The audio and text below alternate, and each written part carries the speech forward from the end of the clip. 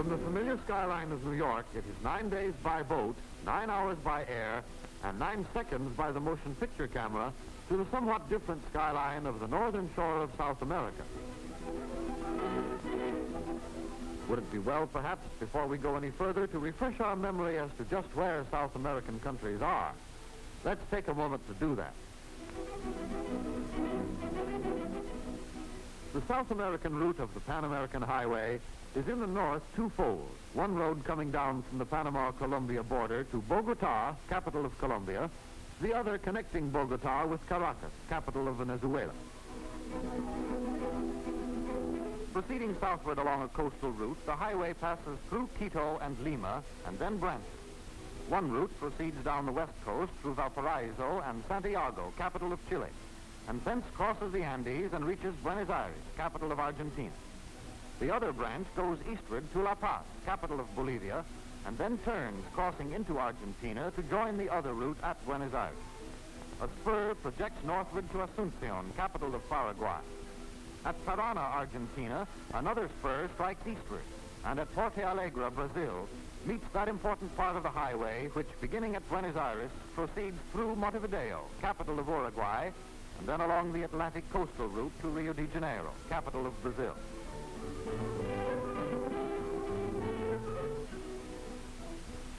Our landing is in Venezuela, at La Guaira, the gateway to the capital, Caracas. This little coastal city, crowded between the mountains and the sea, is one of the busiest of the Caribbean ports.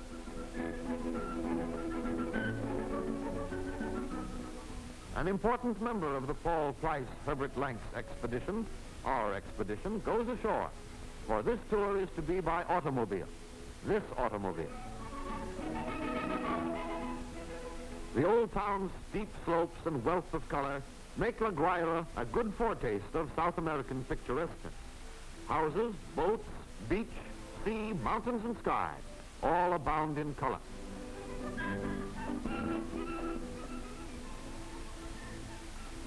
Now for the first stage of our tour, across Venezuela with a side trip to the oil fields. On leaving the Caribbean coast at La Guaira and setting off across country, you find yourself climbing abruptly into rugged country. The great slopes and mountainous masses which come close to the coast here are really a lateral range of the mighty Andes. From the sea to Caracas is only 8 miles in a straight line, but to get there you must travel 23 miles over a route full of sweeping curves and rich in broad panoramas of mountain and valley, sea and sky.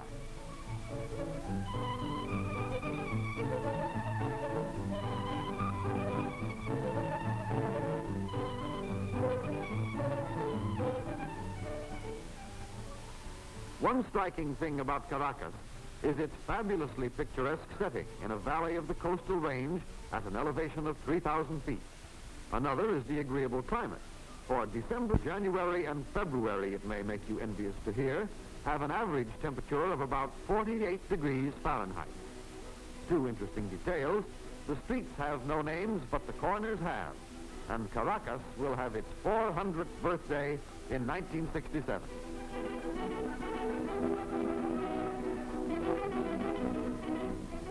A detour to the eastward of Caracas, before we head toward the Colombian border, reveals engaging glimpses of the Venezuelan backcountry.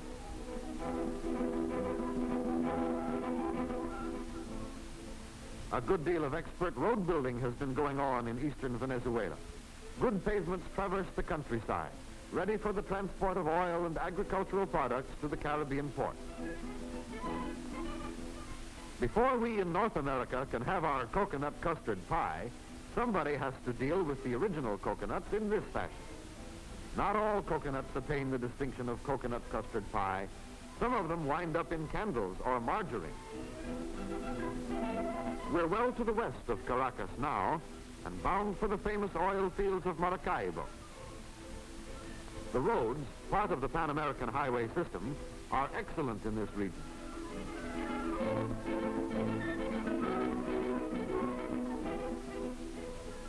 It is chiefly Maracaibo that enables Venezuela to rank next to the United States and Russia in petroleum production.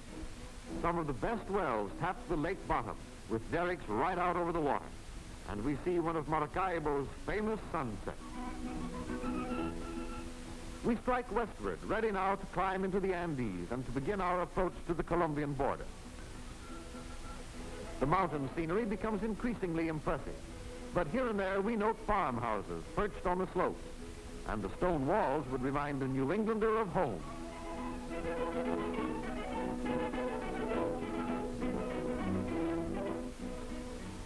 The Indian farmer folk hereabouts have a method of threshing that is new to us. They drive their horses round and round over the newly cut grain. Then they toss the trampled wheat into the air and let the keen breezes of these uplands blow away the chaff.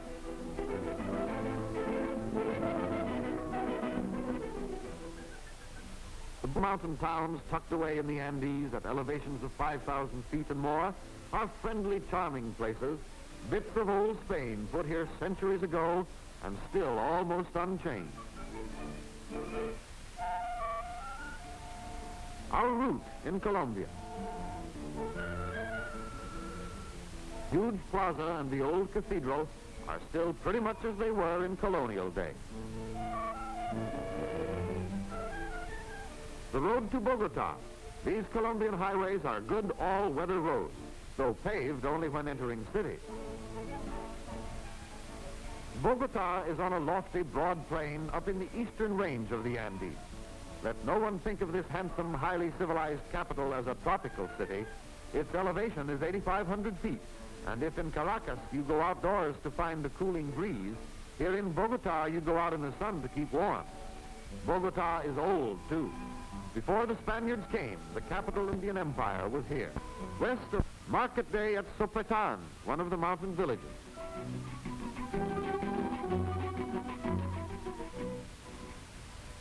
The side trip to the north at an end, we return to the route of the Pan American Highway and again head south. A small town scene worth recording, the oxen in the square at La Union, and a fine old church. Just before crossing into Ecuador, we find the town of Ipiales full of color and activity, for luckily we are passing through on Saturday, market day. Most of the buyers and sellers are Indians, who come here, whole families of them, and many from considerable distances. The Indians love their markets. They have a grand time. Now for our trip through Ecuador.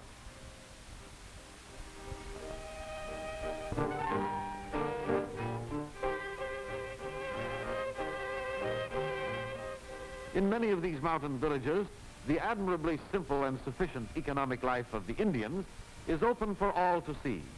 They spin and weave, they raise their crops, they go to market, sell what they can and buy what they need. Their way of life is old, and it seems a pretty good one.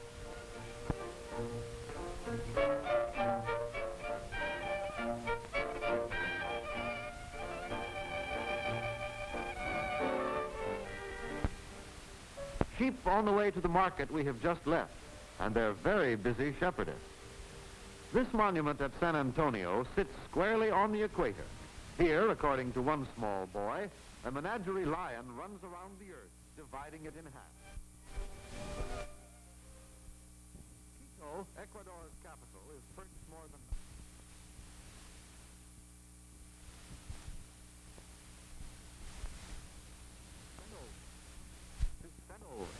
And this is a pretty good one.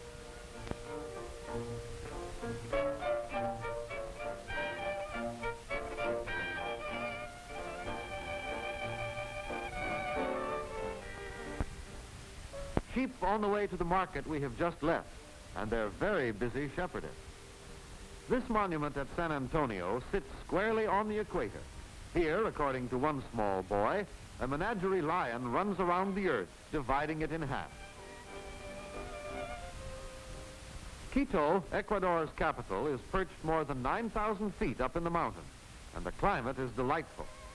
Quito was rich in history, for here was an Inca city before the Spaniards came. It is rich in churches, too, fine old structures dating from colonial days. At the Thuna River, our traveler's way was blocked, You can't drive a car over this fragile, narrow bridge. So just to prove that he can get across anyway, our Mr. Lanks takes to walking and sends the car on a detour.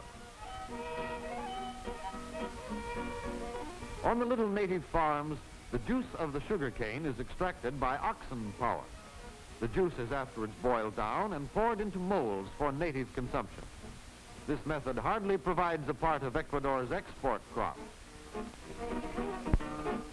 The Pan-American Highway traverses many fertile valleys which grow sugar, cotton, coffee, rubber, and an unending variety of agricultural products.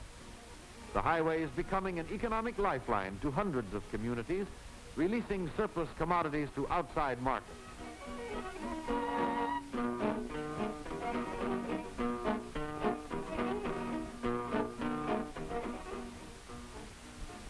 Along our route to the south, we are always encountering interesting bits of native life, such as these busy women. They're digging potatoes. The technique is primitive, but the potatoes are excellent. Did you know that the potato originated in South America? Well, it did. Llamas, donkeys, and sheep in one large, dusty, amiable ensemble, all on their way to market. The llama is pack animal number one in these parts, within what he considers reasonable limits. Put one more ounce on him than he considers fair practice, and he just calmly sits down until the excess burden is removed.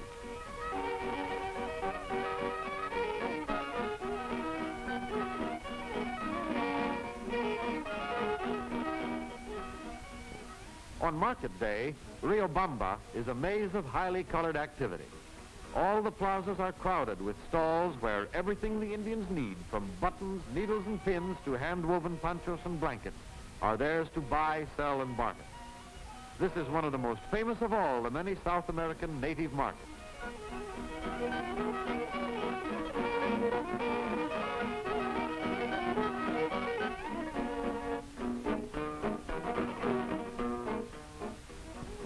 Our last place of call in this lovely country of Ecuador is Guayaquil, the country's chief seaport. Guayaquil is charming, even if it is as hot as Quito is cold. The route in Peru is, in general, along the coast.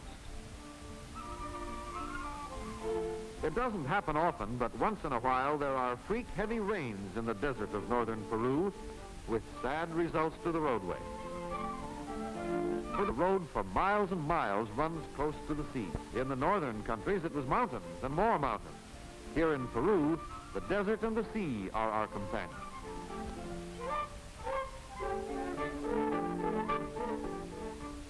Lima, cultures and civilizations may come and go, empires disappear, and republican factions quarrel, but one thing goes on forever in Peru, her agriculture. It is one of the basic industries of the country, and will someday be even more vital, for now only 12% of the arable land is under cultivation.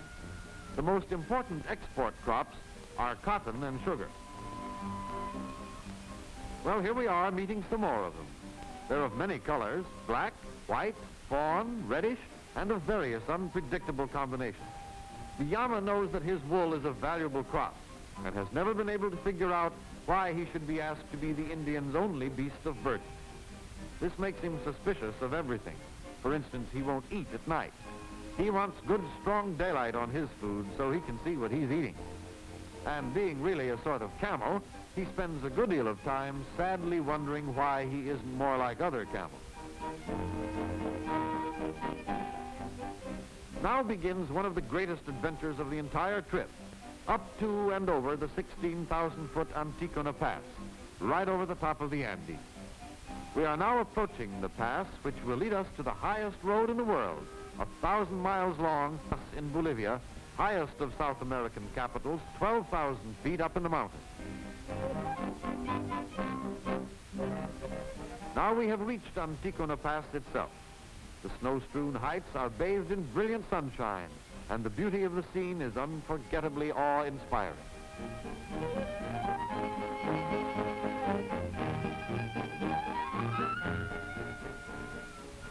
Over the Mantaro River, we find a good example of the typically South American swinging bridge. In pre-Inca days, The Indians built many a bridge of this type across these swift Andean streams, using twisted vines instead of steel cables and huge boulders where modern engineers use stone and concrete anchorages.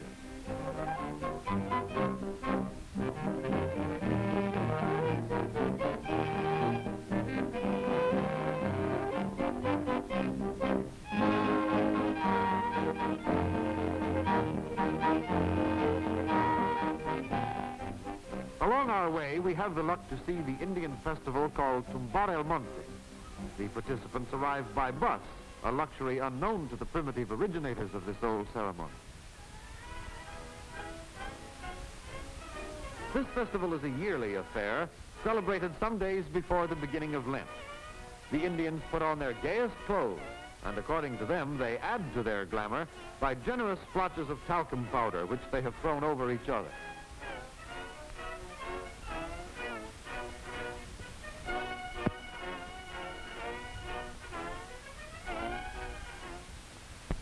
The ceremony is called Tumbar el Monte, or felling of the tree, for reasons which will be evident when the party reaches its climax. To the strains of their native instruments, with some outrageously non-native brass horns added, they circle about a young growing tree. If the dance doesn't seem exactly lively and graceful, it is well to remember that each Indian heart is nevertheless swelling with joy.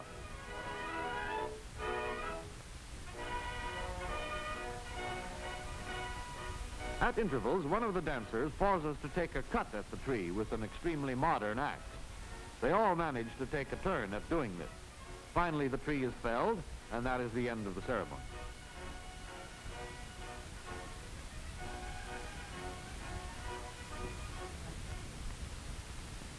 Ayacucho is a mountain town and the site of one of the decisive battles of the Revolution.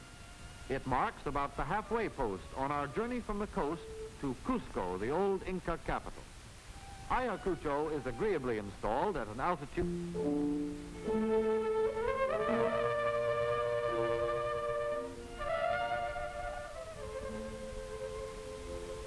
off again toward Cuzco. It is well to remember that here we are not on the main Pan-American highway, but off on a side trip to the Inca capital. Indian herders with slings, keeping their cattle and horses together by a method peculiar to this part of the world. By hurling skillfully aimed small bits of stone near the feet of any wandering animal, they do their herding standing still. The sling is probably a good deal like the weapons the Incas tried to use against the invading Spaniards.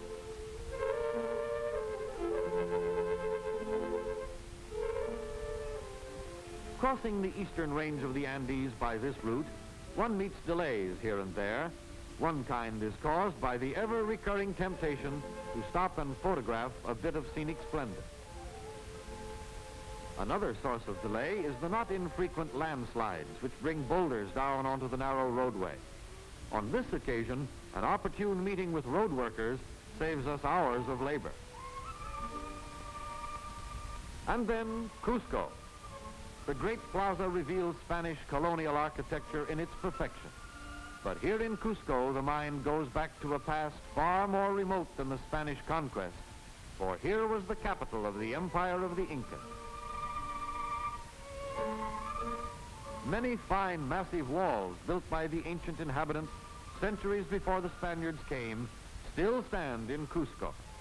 By any standard, ancient or modern, they are magnificent examples of the stonemason's skill. Outside Cuzco is Sacsayhuaman, mighty and indestructible fortress built no one knows how long ago. Some of the huge irregular stones, shaped without the aid of metal tools and precisely fitted together without mortar, weigh as much as 20 tons.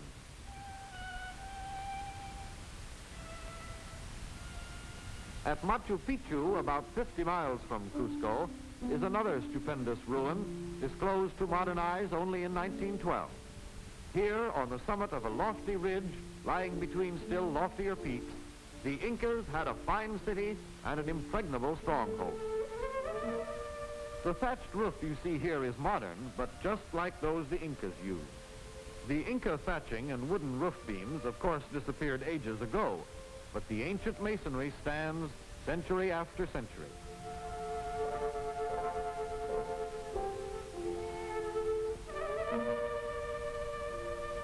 The gabled house was well known to the Incas, and throughout Machu Picchu is that unbelievable perfection of the ancient masonry. An interesting variation is this round building, and note the tremendous depth of the valley which nearly surrounds this fabulous mountain city. Down a street of the old city and into a house. That's just how it was many a time long ago, centuries ago, long, long before Europe knew there was such a place as America.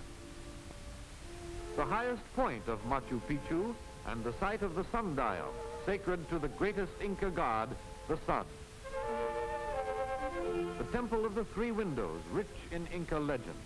Finally, behold the terraces on which the dwellers of Machu Picchu raised their crops. The Incas were the only early Americans who understood the use of fertilizer. Believe it or not, you are looking at an Inca farm. After a drive full of difficulties over narrow mountain roads, our reward is the first glimpse of Lake Titicaca. Here is a sea 4,000 square miles in area, navigable to big steamers, and yet it is more than 12,500 feet up in the air.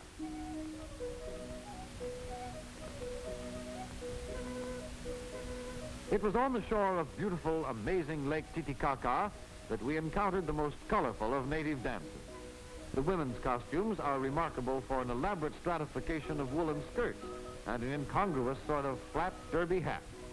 The men carry cylindrical bunches of colored yarn. The dance itself is far more animated than many other dances of South American Indians, with a lot of emphasis on gyration and the movement of everybody in a large circle.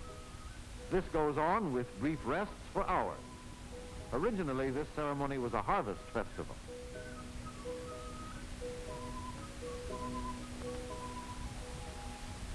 Calls for a dash into Bolivia and a look at La Paz. Suddenly revealed in a great mountain bowl is La Paz, the Bolivian capital. Here is the highest of all the great South American cities, 12,000 feet above sea level.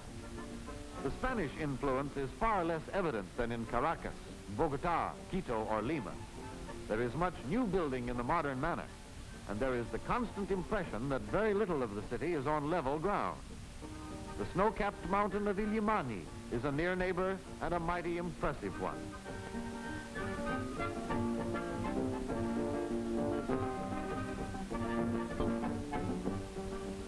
This time, instead of skirting the lake, we cross it, or rather a bit of it at the southern tip.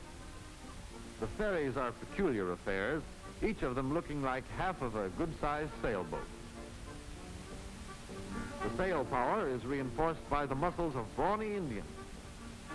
For the 2-mile sail, the fare is only 10 Bolivianos, about 18 cents in United States money.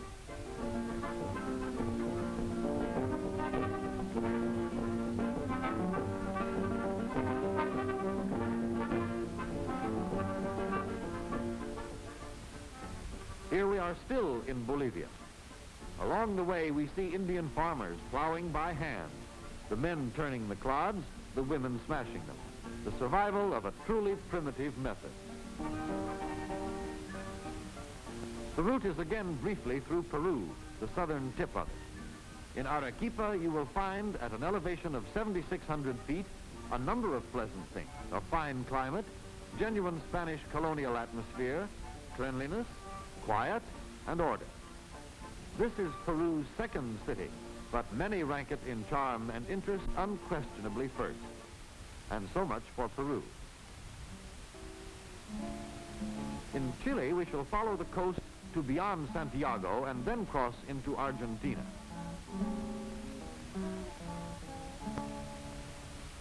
The route along the coast of Chile, in other words, this part of the Pan American Highway, is generally straight and level over the desert. Occasionally, however, we encounter a great declivity such as this, with something of an oasis at the bottom of the valley. But so dry is this country that the attempts at agriculture are carried on only by means of irrigation.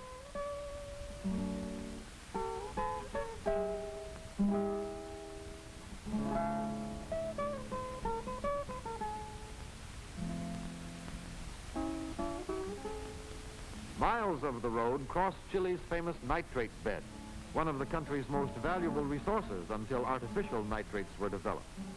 On these dry coasts, too, you get an intimate first-hand acquaintance with what a South American roadway can do in the way of dust.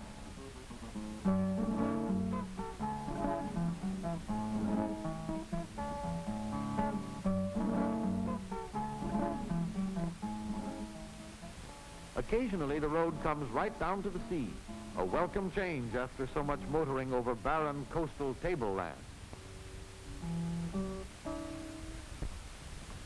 For the most part, this Chilean coastal roadway is merely the desert surface, cleared of rougher material. Like all desert country, however, it has its own individuality and queer fascination. As you approach the latitude of Santiago, the shore towns become increasingly handsome. They are obviously the summer headquarters of the well-to-do people from the capital.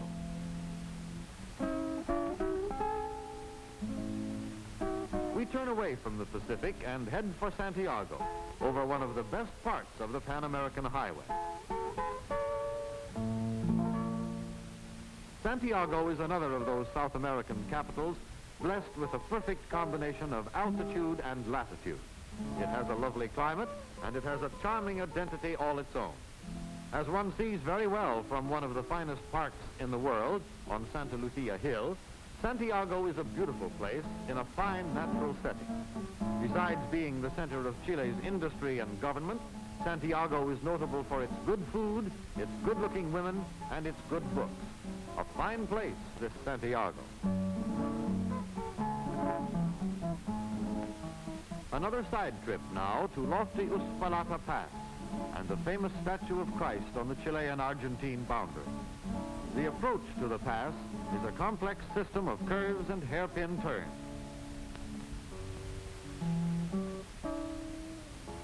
Purely incidental, also it seems to us purely picturesque.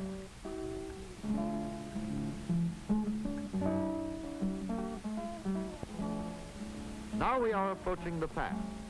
We are in the neighborhood of the highest of all the peaks in the Andes, and that means the highest in this hemisphere.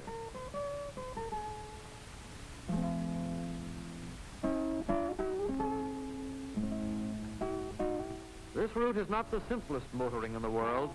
You have miles of climbing and twisting. Now we are actually at the Cristo Pass. It crosses the Andes at an elevation of 13,000 feet.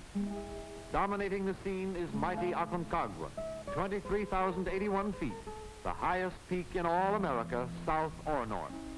For sheer magnificence, this is the supreme moment of our whole trip. This is where Argentina and Chile meet. And here, modeled in bronze melted down from cannon, is the great Cristo Redentor statue. It bears the inscription, "Sooner shall these mountains crumble into dust than the peoples of Argentina and Chile break the peace which at the feet of Christ the Redeemer they have sworn to maintain."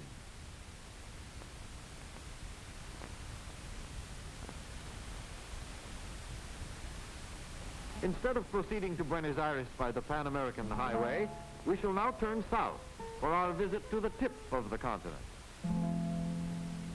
The further south one goes in Chile, the more it becomes like the eastern part of the United States. Topography, climate, vegetation, and people are all much like those at home.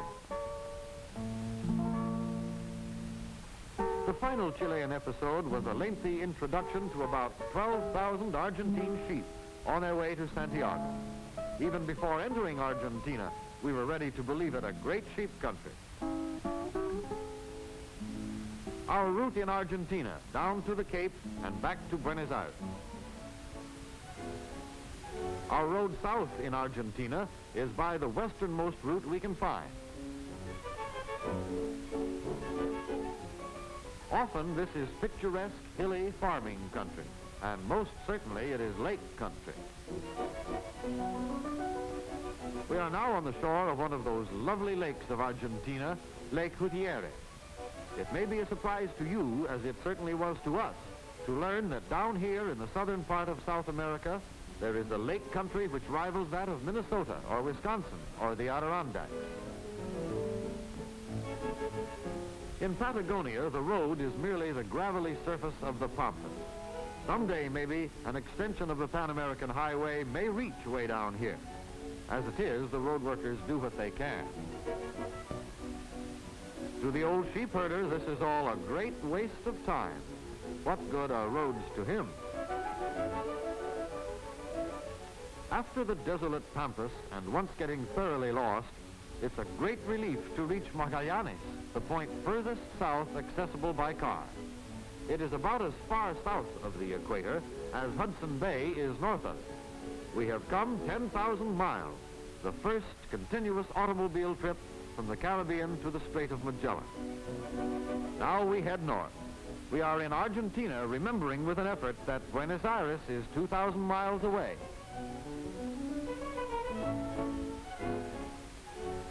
Road building further north on a detour near the coast.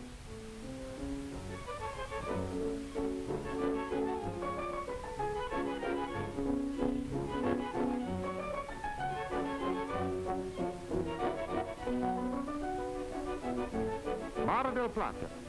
The recipe for this famous resort would seem to be to take a bit of the best of the French and Italian Riviera, Miami, Palm Beach, and the California shore places, and mingle them into one beautiful and luxurious whole.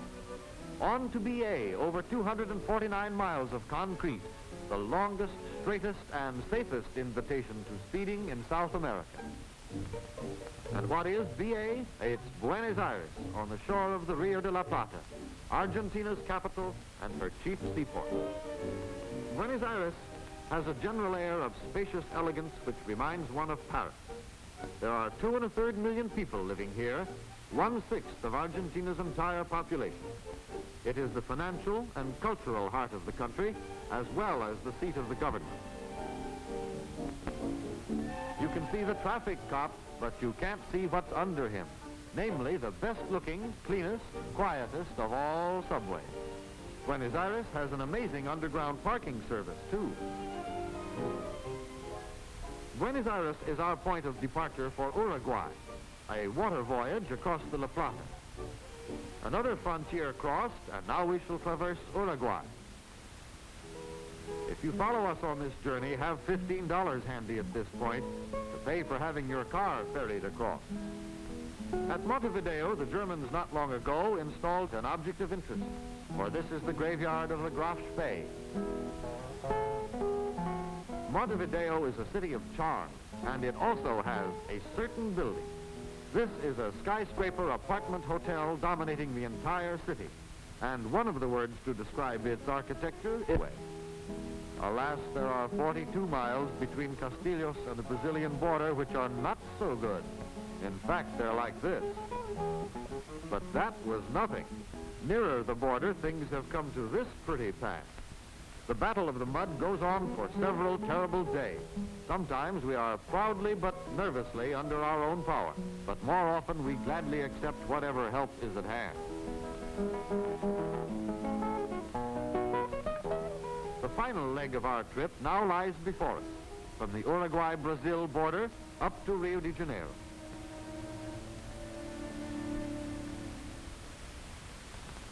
Here we are at the comfortable little city of Rio Grande.